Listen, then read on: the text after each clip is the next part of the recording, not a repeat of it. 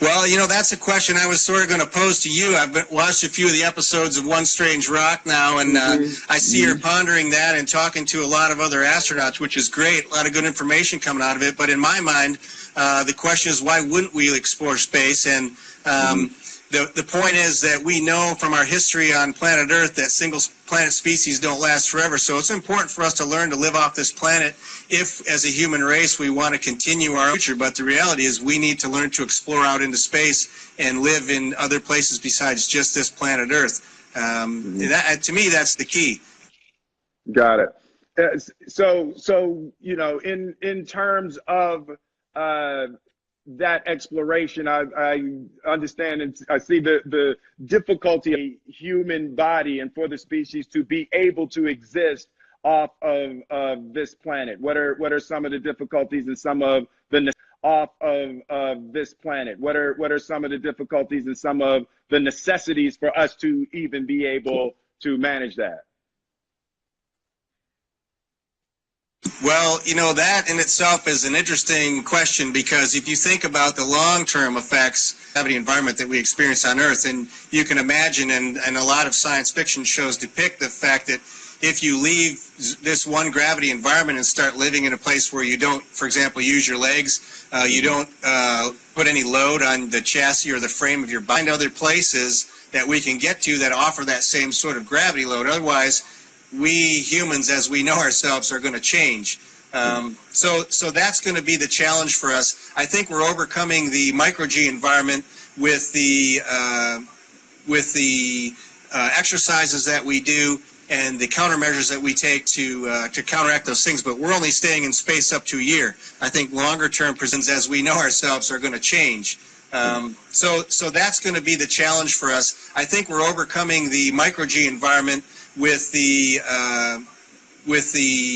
exercises that we do and the countermeasures that we take to counteract those things. But we're only staying in space up to a year. I think longer term presents some great challenges for ourselves, and that's going to be the big difficulty. Radiation is, of course, a big problem, and getting to those places is a challenge for us right now. We can't go that far in space. I think we need new technologies and new capabilities and propulsion systems to move faster through space. So in terms of like the simple basics, right? So you on Earth, people have to poop.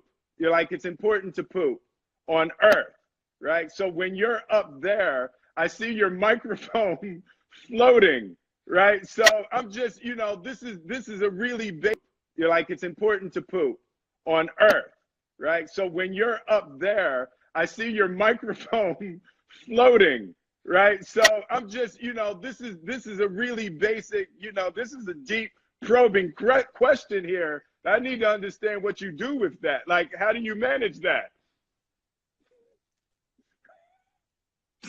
Well, are you sure you want to talk about this this problem? Because it is pretty challenging. I like to say you can have a good day in the bathroom and you can have a really bad day in the bathroom, and you hope for the good days. The bad days can be challenging. The human species in space, has there been any study done to your knowledge? All right, well, similar to the last question, I'll just say, are you sure we want to talk about this on the interview? I'm just, I'm a man of the people, Drew. I'm a man of the people. And it's important to me to ask the questions that the people want the answers to. I'll just say, as far as I know, I have no knowledge of those tests being done. But I can imagine that would present some unique opportunities. It's a hammer, and it looks like in your home, in your garage. Can you see that? I can't see anything. It's one-way video, but I think I know the picture you're talking about. Yeah, that one. And so the fans can see. And then I realized it's with the half shirt on, and I'm concerned. I'm wondering what we were both thinking, that we could get away with a crop top half shirt, and I guess great minds. That was in fashion. That was in fashion, but I think I know the picture you're talking about. Yeah, that one. And so the fans can see. And then I realized it's with the half shirt on, and I'm concerned. I'm wondering what we were both thinking that we could get away with a crop top half shirt, and I guess great minds. That was in fashion. That was in fashion, but you won't be surprised to hear that that was shortly after I had a perm. So I had a perm at one point. I had a mohawk about the same time. That is genius. So, all right. So, one of the other big questions that came up was, like showering and hygiene. Like, how does that work in space? Like, what does water do? That analogy for how planets are formed, how loose objects and mass that attracts each other forms just a round floating ball. But for us to take a shock about the same time. That is genius. So, all right. So, one of the other big questions that came up was, like showering and hygiene. Like, how does that work in space? Like, what does water do? That analogy for how planets are formed, how loose objects and mass that attracts each other forms just a round floating ball. But for us to take a shower, we really don't take showers in space. We take a large towel, we saturate it with a lot of water, and then we basically just wipe ourselves down and dry ourselves all our washcloth. I'm just wiping off dirt, and it's hard to stay real clean up here, but we try. So I guess that leads to my next question. Like, what does it smell like in the International Space Station? or what is the smell of space? Well, let's see, right. Smell like in the International Space Station? or what is the smell of space? Well, let's see, right. Smell? Well, I can say right now we've got 6 guys up here, so you can use your imagination. But space does have a smell.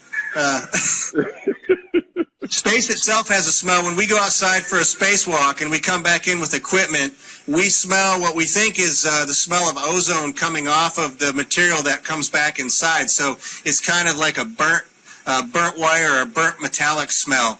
But that's really only something we notice when we first come in from a spacewalk from being out in the vacuum of space. Internally, we got all kinds of smells in here, and a lot of it's related to food, some of it's related to hygiene, some of it's related to our gym clothes that are drying out to try to reclaim the water and humidity that's in them so we can actually drink that stuff eventually once it goes through and a lot of it's related to food, some of it's related to hygiene, some of it's related to our gym clothes that are drying out to try to reclaim the water and humidity that's in them so we can actually drink that stuff eventually once it goes through the processor. There's a lot of smells up here, and we really do our best to try to control those things. We clean every weekend. We wipe down the surfaces all over the space station in order to keep down the bacteria and mold from growing, which we really don't have much of, but I think it's because we're so vigilant about keeping the place clean. How fast are you traveling? Like, how fast is the ISS moving? How fast have you gone in a car? Hey, man, hold on. Listen, probably 55 miles per hour. 55 is the fastest I've ever been in an automobile. 55. You can't. I can't drive 55, Will. That's just the way it goes, man. But right now we're doing about 17,500 miles an hour. So you're circling at 17.5, right? So that means, so how many sunrises and sunsets do you see in the course of a day? Yeah, we pick up 16 sunrises and sunsets. It takes me an hour and a half to get around the planet once. Wow. So in that, I've heard a thing. You know, I'm doing the One Strange Rock. So I've heard of a thing called the overview effect. Have you experienced that? A couple of the astronauts on the show were talking about the overview effect. That when you go and you look back on the Earth, it has an emotional and psychological and spiritual effect on you. Can you talk about that? Yeah, I think that it has that effect on everybody. Some people would say they already had that, Earth already had that impact on them. But I really think that as an astronaut, when you look at the planet, it changes your perspective. And I think there are very few astronauts that wouldn't say that we wish that every human being could see with their eyes, not just pictures, but with their own eyes, what the Earth looked like from space. And I personally think it would change us as a species. It would change us and make us all realize that Earth is really a spaceship, and we're living on a spaceship with just a thin shell that keeps us safe from the vacuum and darkness of space. When you look back, what is the shape of the spaceship called Earth? It's pretty darn round from my viewpoint, and there's no doubt about it. We're going around and round. Yeah, exactly. Yeah, that was one of those questions I X'd out. I X'd out from my comment. I was like, I refuse to ask that question. So we have about 2 minutes left. So I just really want to say thank you for this. You know, when I was a child, growing up, I was one of those kids. Oh, that's the water. That's wow. I don't have the water, but that's candy coated chocolate inside of a ball spinning. Wow, that is fantastic. It's kind of cool. These things all coalesce and start wrapping around the side of the ball here. Yeah. That is fantastic. Well, so now, Drew, I just want to say there's a lot of neat stuff to see up here. No, that is fantastic. Thank you very much for your time. Is there anybody, you have any family members or anybody you want to shout out? Somebody somebody you want to say hi to?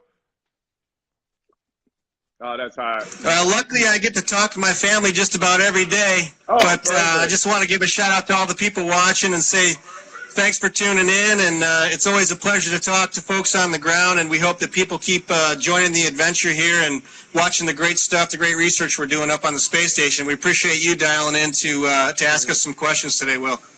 Hey, Drew, I appreciate you, man. Thank you very much for your service. God bless. Thanks, sir. Take care. All right now.